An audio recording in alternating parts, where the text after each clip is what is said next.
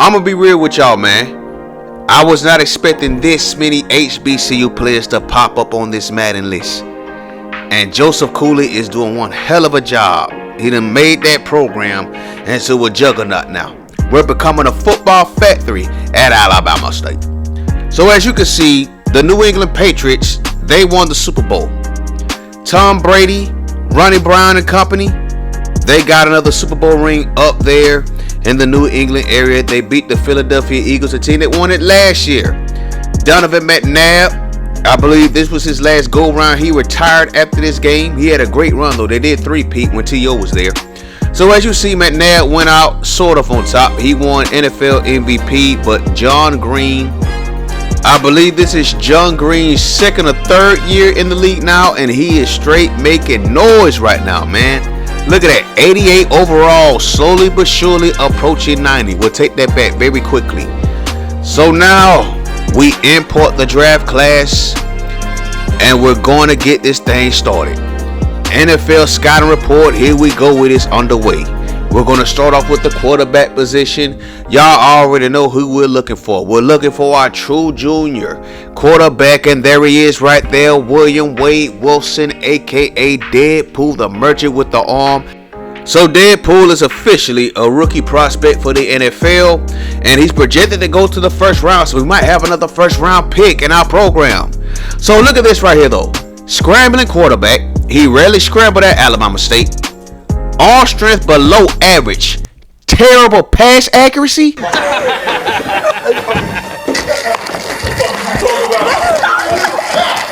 Hey, yo. Yeah. We just listen to Mom. I'll pay all your shit. Then we gonna get fired, man. Man, keep playing. He's gonna get this fired, man. Stop playing, man. Stop playing games with me, man. Y'all need to stop playing games. Well, ain't that about a bitch? I was not expecting that. He was throwing absolute dots at Alabama State. So now we go to the fullback position. There goes Kelvin Mills, a Louisiana native. Now Mills is ranked as the second best fullback in this draft class. Balanced fullback, good run power, good run blocking, great hands, below average pass blocking. To be fair, we didn't have him on the field who was passing the ball a lot anyway. 6 feet, 235, good size, pause. So now we go to the wide receiver position, and look at that. There goes Tommy Chavez, the Heisman Trophy winner, the Biletnikoff Award winner. Look at this foolishness though. He's projected to go second round. Balanced wide receiver, 6 feet, 172, 22 years old. Average, well, above average run power. Good hands. Never dropped the pass in his senior season. Well, rarely. Terrible kick returner. That's fair. We never had him returning kicks. We go down though. We're looking for one more wide receiver. And y'all know we're looking for Chad Hamilton. And I'm sad to announce, man, that he did not make the list. Maybe we should have talked him into coming back for his junior season. I mean, he was just a 90 overall, but he did have 99 speed. And his best attributes were on special teams. Yes, he was an okay wide receiver, but he dropped the ball too much. So now we're going to the tight end position. You already know who we're looking for. And there he is right there, projected to go 7th round. Henry Ortiz. Receiving tight end, even though he drops a lot of passes. Run power is good. Run blocking is average. Good hands. Good hands.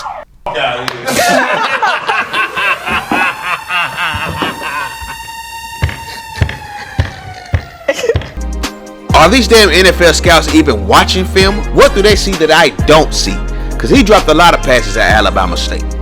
So let's go over to the tackle position. We're looking for at least 3 players. 2 of them were starters. 1 of them was on the bench. He decided to leave because he was 90 overall. There goes the first one, Edward Atkins. Good run blocking, amazing pass blocking. Both of those are facts. 6'4", 326. He engineered the right side of our line. He did an excellent job as well. Rarely giving up sacks, just like his counterpart on the other side of our offensive line. There he is right there, as a matter of fact. There goes Kelly McDonald. Voted as the nation's best offensive line. Amazing run blocking, amazing pass blocking left tackle. That's definitely true, but he is also great at run blocking. So now let's go down the list. We're looking for Reggie Spicer. We are looking for Reggie Spicer, and yeah, I'm sad to say that he did not make this list either, man. And remember, Spicer was just a redshirt sophomore. He could have came back and competed for that starting spot, because he probably would have won it. Because we have no experience coming back on our offensive line outside of our center position. So let's go to the guard position. There goes Ryan McCulley, our left guard, projected to go 5th round. 6'6", 347, 24 years old. Dang. Run blocking is great. Pass blocking is good. Yes, he was very good for us, but we want to see how he pans out in the pros. Let's keep going further down the list though. We're looking for one more guard. Our other starting guard on our offensive line. Is he there? Let's keep going further down the list. Let's go over to the 6th round. Oh, there he is right there. Josh Reese. Josh Reese, our right guard, has made the list. Above average run blocking. Wow. And great pass blocking. Now they got him as a balanced right guard, but it looks like he's more of a pass blocking right guard. But nevertheless, he did make the list. He's projected to go 6th round. So let's go over to the defensive side of the ball. We only had one senior defensive end on our team from last season. But there goes Steve Watkins, the defensive end out of Delaware State. Look at this right here. Good tackling, 6'6", 284, projected to go in the 3rd round, a pass rushing right end. And also, we have another HBCU player. We're still looking for our guy though. Where is he? Where are you? There he is. There goes John McCohen. Projected to go to either the 6th round or the 7th round. Let's look at his numbers. Good tackling, 6'4", 254. Pass rushing right end. I do feel though that quote unquote character issues might be the issue for John McCohen, because remember, he did get suspended for 2 games this past season. Let's go over to the right outside. We'll take that back. The outside linebacker spots. We're looking for one specific player, or was it middle linebacker? I forgot. Oh, but we did get another HBCU player from Norfolk State. Mr. Morales here is projected to go 5th or 6th round, but I believe that was the only HBCU player on the outside linebacker spot. Let's go over to the middle linebackers. There goes the first one, Daniel Hayes, and there goes Grant Garcia right behind him, projected to go in the 5th round. So Daniel Hayes is a coverage middle linebacker according to the NFL scouts. Amazing tackling, above average hands. Wow, that's funny considering he didn't have an interception last season. Grant Garcia is projected to go 5th round. So let's see what they say about him. Great tackling and below average hands. Wow, he led the team in interceptions, but he has below average hands. God damn it! You can't make this shit up. So now we have both of our middle linebackers. Rest in peace to the Godfather, by the way. And there goes Travis Henderson from Mississippi Valley State, coverage middle linebacker, amazing tackling, below average hands, 5'11", 252. That might be considered undersized for some players, but this will take that back. Some scouts, but he can ball. There goes Avery Vincent. If we go over to the cornerback category, the 2nd best cornerback in this draft class, projected to go 2nd round. Good tackling, good hands, terrible kick returner. We never had him returning kicks anyway.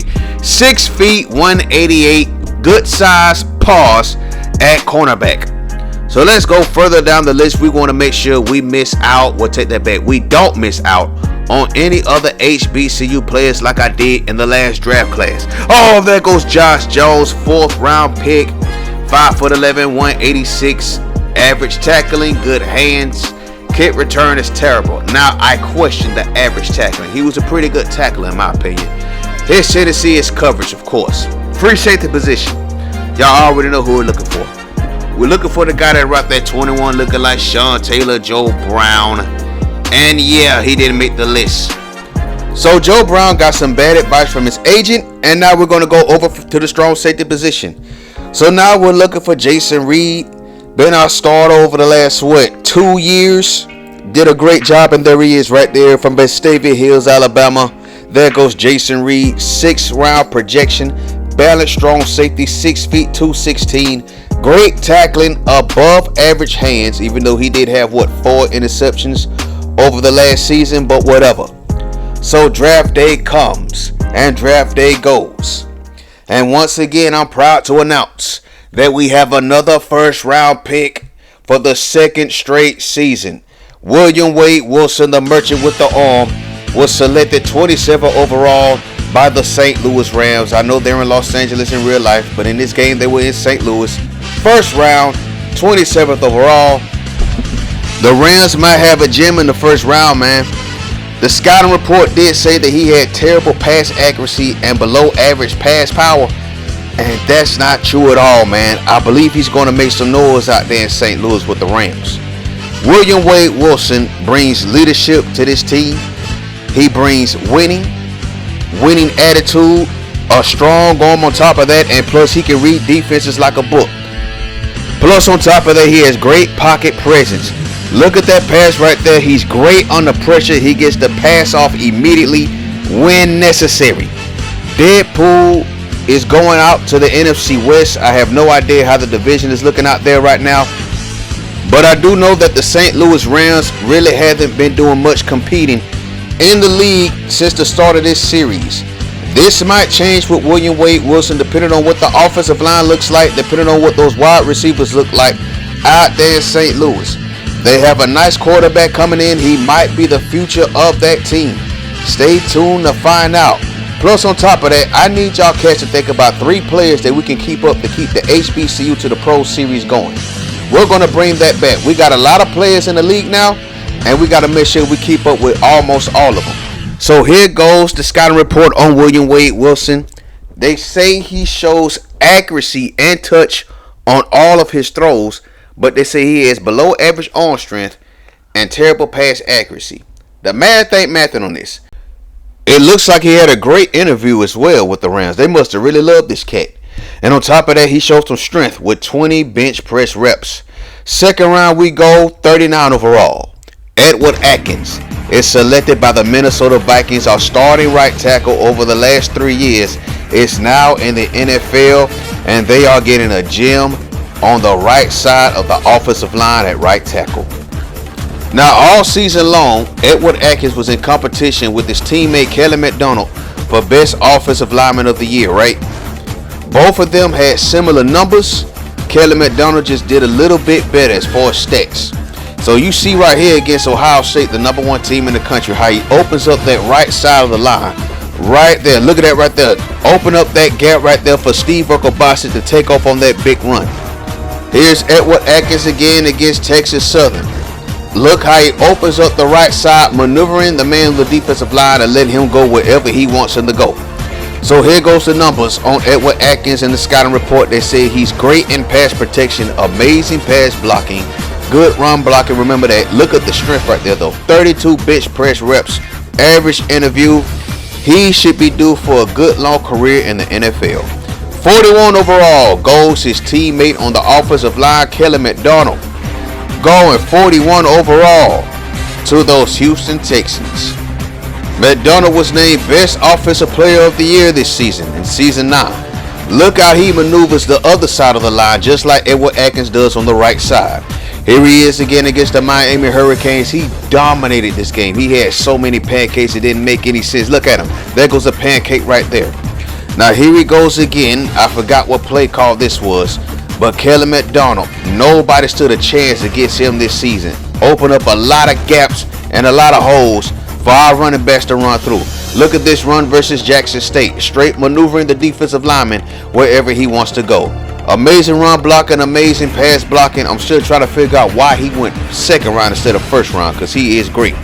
Technically sound drive blocker who excels in the run game. Excellent pick by the Houston Texans. Let's go down with the 44 overall, and Tommy Chavez is a Dallas Cowboy. The Heisman Trophy winner is going down to Dallas, Texas to take his talents. Now Tommy Chavez is another cat that should have went first round. He is the reigning Heisman Trophy winner. He's also the Biletnikoff winner. And he has very, very good hands. Almost similar to Chris Carter's hands. You know, Chris Carter never dropped a pass. Well, rarely dropped passes. So you see right here, when he's out in open space, he is absolutely dangerous. After the catch, he is absolutely dangerous. There's not a single route that Tommy Chavez can't run.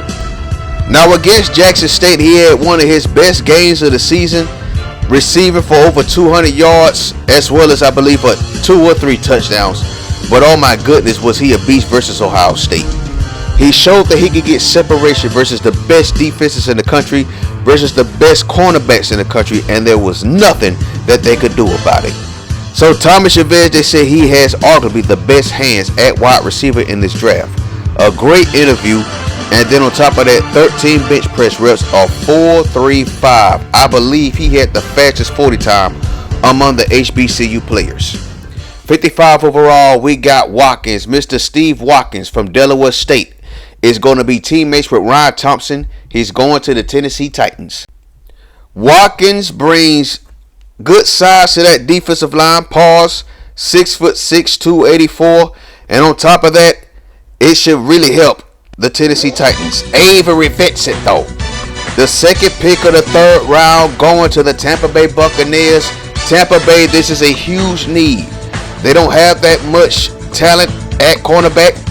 They're very slim at cornerback. This is a big get for the Tampa Bay Buccaneers.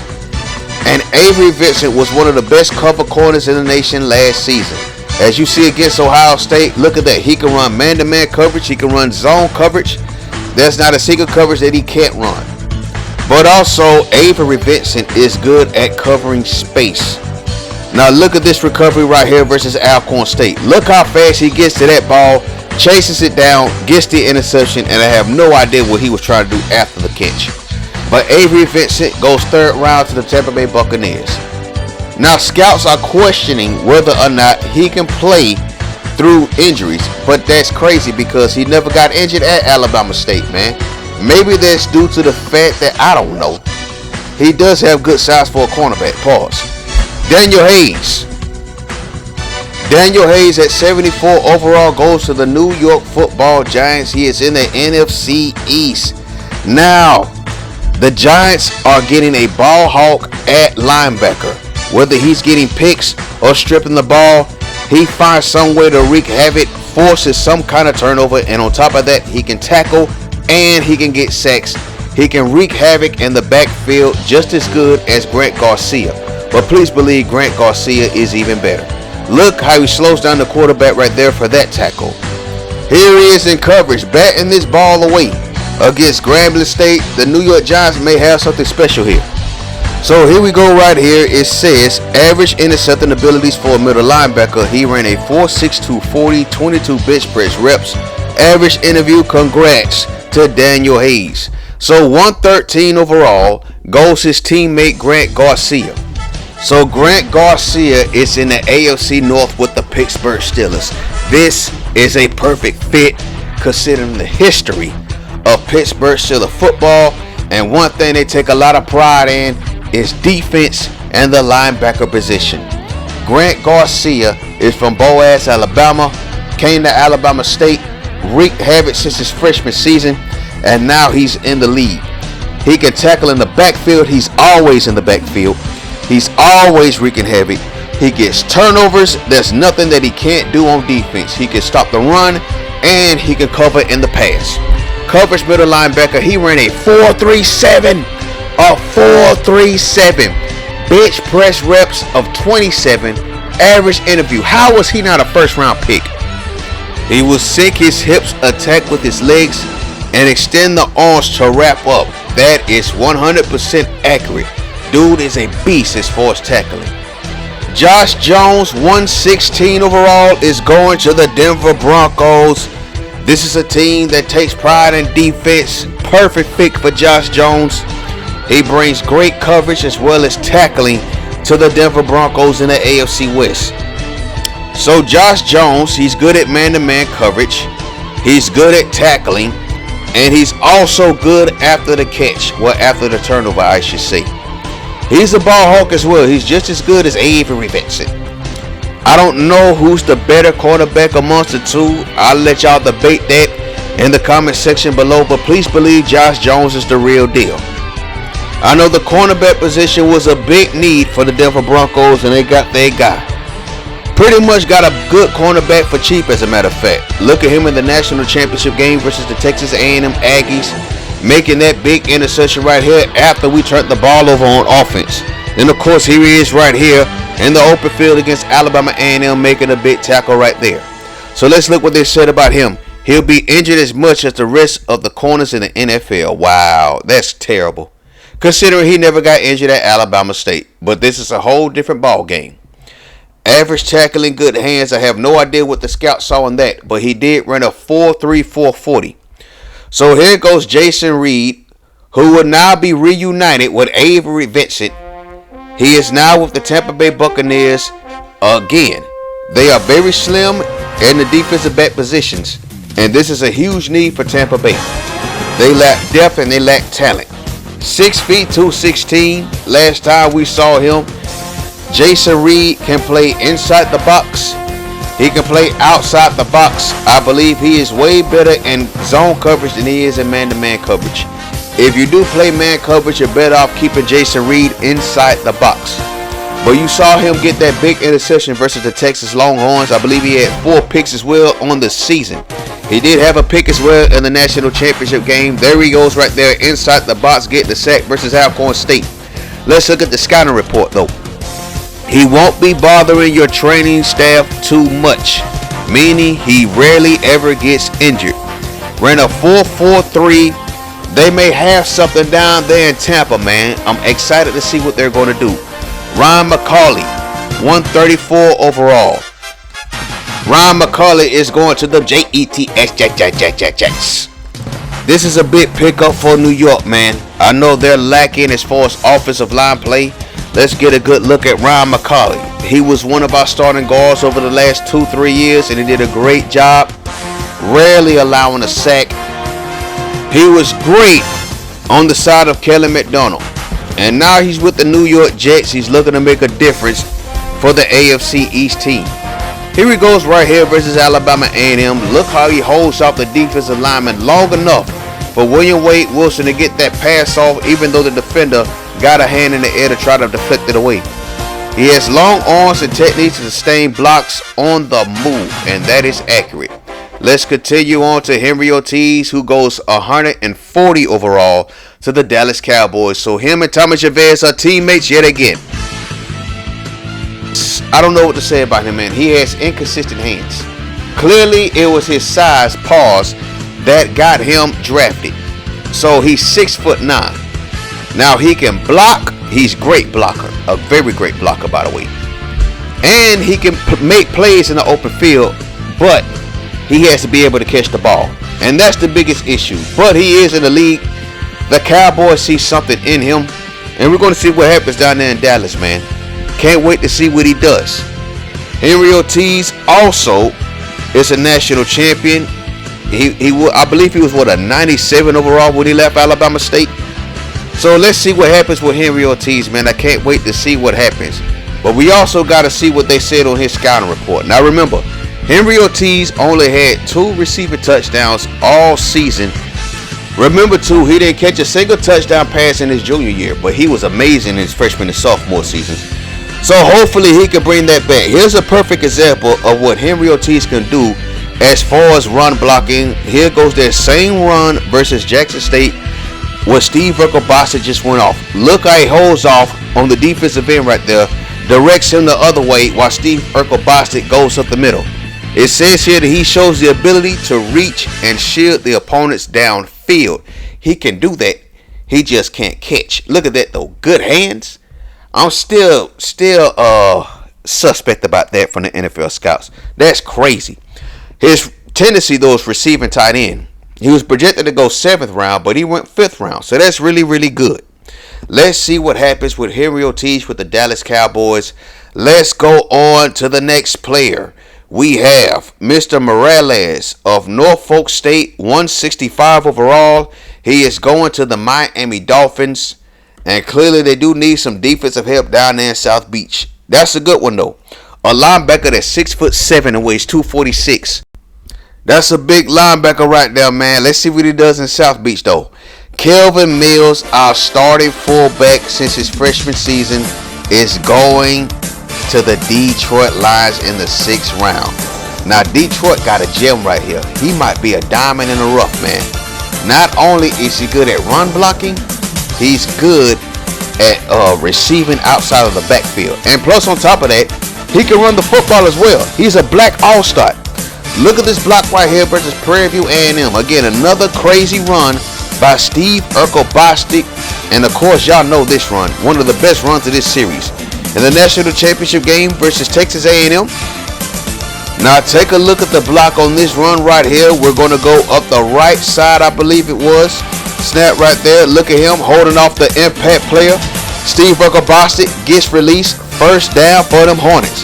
Now here he goes in season 7, running the football versus Southern. Look at that juke move right there. Black Mike All-Star goes to Detroit, Michigan, playing for the Detroit Lions in the NFC North. Crazy to believe in real life, they're just not winning the NFC North for the first time ever. So let's look at his scouting report. Shows good hands and is effective on dump offs and curls and flats. On top of that, 27 bench press reps. 4.740. I don't agree with that. He's a little bit faster than that. That's crazy. Average interview, 33-inch vertical. This guy's an athlete, man. So they have a lot to be excited about in Detroit. You're getting a guy that not only can run block, but he can also receive the ball out of the backfield. So let's see what happens. Plus on top of that, he can run block like I said. Josh Reese, 207 in the 7th round. He is a Green Bay Packer. So back-to-back Hornets go in the NFC North. Josh Reese is the right guard right here against Texas Southern. Going to the Green Bay Packers, what does he bring? He does have some things he needs to work on. I can argue and say that of all the offensive linemen we had, he was probably the worst one, which doesn't say much because we had some great offensive linemen, man. But on top of that, there's a lot of room for improvement for Josh Reese. The Green Bay Packers might have something here as well, man. As you can see, he's great at run blocking and he also is great at pass blocking. Against Alabama A&M right here, I believe that this was a run play. Let's see what happened over here. I forgot about this play. But as you can see here, Jesse Reese does a great job staying up front against the defensive lineman on this play fake right here. And then on top of that, he makes sure that nobody else gets to his quarterback as he gets that pass off. So tough, gutsy lineman who thrives in the trenches, and plays through pain. That is a very good sign. He's a great pass blocker, above average run blocking, but it says here he's a balanced right guard. Seems like he's a way better pass blocker than me. I could be wrong, but let's see what happens in the future. And then finally we have at 209 overall, Travis Henderson goes to the Pittsburgh Steelers. He will be teaming up with Grant Garcia in the AFC North. That's a wrap for this NFL draft. Thank you for watching. Peace. I told y'all it was going to be long, but think about the 3 players y'all want to keep up with in that series. Yeah.